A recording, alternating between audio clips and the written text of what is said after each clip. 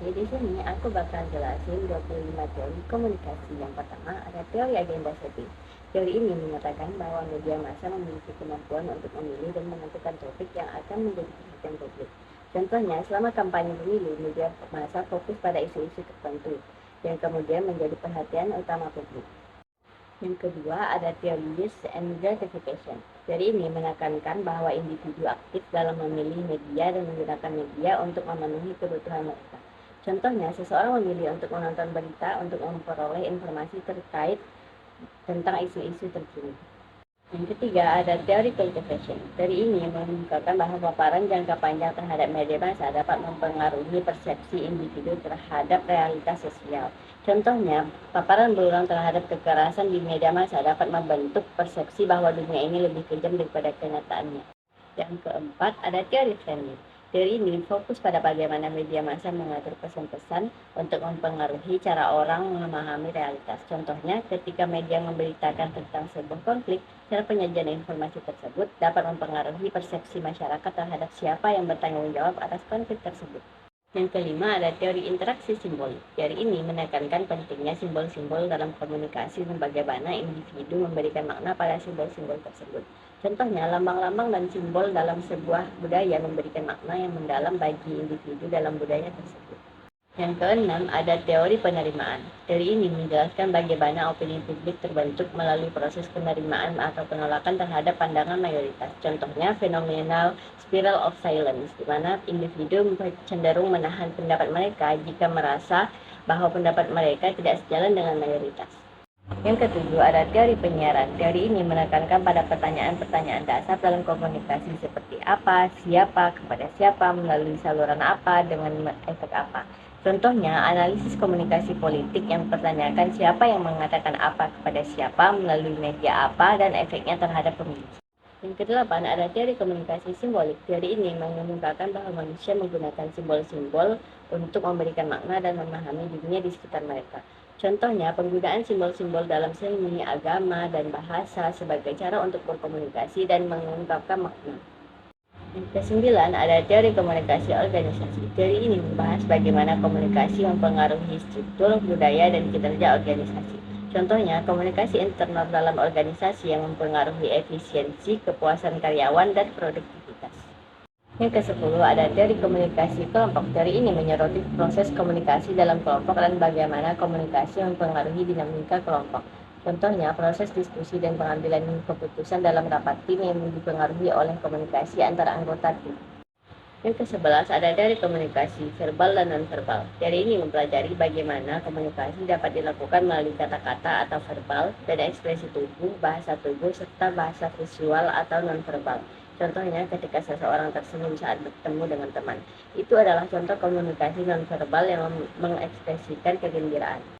Yang ke-12 ada teori komunikasi interpersonal. Teori ini fokus pada komunikasi antar dua orang atau dalam kelompok kecil. Contohnya, percakapan antara dua orang teman yang saling mendengarkan dan merespon satu sama lain dengan baik adalah contoh komunikasi interpersonal yang efektif. Yang ke-13 ada teori komunikasi massa. Teori ini mempelajari bagaimana pesan disebarkan kepada khalayak yang luas melalui media massa. Contohnya, siaran berita di televisi atau radio yang mencapai audiens yang luas. Yang ke-14 ada teori penalaran elaboratif. Teori ini membahas bagaimana orang memproses informasi secara mendalam dan berpikir kritis. Contohnya, proses pemikiran yang mendalam saat seseorang membaca artikel opini untuk memahami argumen yang disajikan. Yang ke-15 ada teori pertukaran sosial. Teori ini mempelajari bagaimana hubungan sosial didasarkan pada pertukaran imbalan dan biaya. Contohnya, hubungan antar individu didasarkan pada pertukaran imbalan dan biaya seperti dalam hubungan kerja atau persahabatan. Yang ke-16 ada teori efek terpancar. Teori ini mempelajari bagaimana inovasi atau gagasan baru menyebar di masyarakat. Contohnya, proses penyebaran gagasan atau produk baru di masyarakat, seperti penggunaan teknologi baru. Yang ke-17 ada teori penyatuan. Teori ini mempelajari bagaimana agenda media, pemerintah, dan masyarakat dapat disatukan dalam menangani isu tertentu.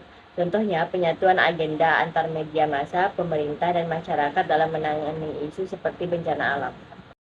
Yang ke-18 ada teori komunikasi simetri dan komunikasi komplementer. Teori ini mempelajari pola komunikasi di antara individu atau kelompok. Contohnya, dalam hubungan, komunikasi simetri terjadi ketika kedua pihak berperan sama, sementara komunikasi komplementer melibatkan peran yang saling melengkapi.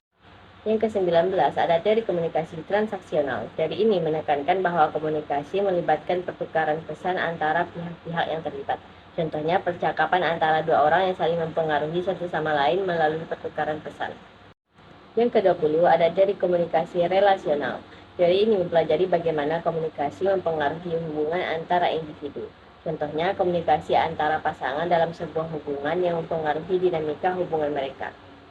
Yang ke-21 ada teori komunikasi komunitas.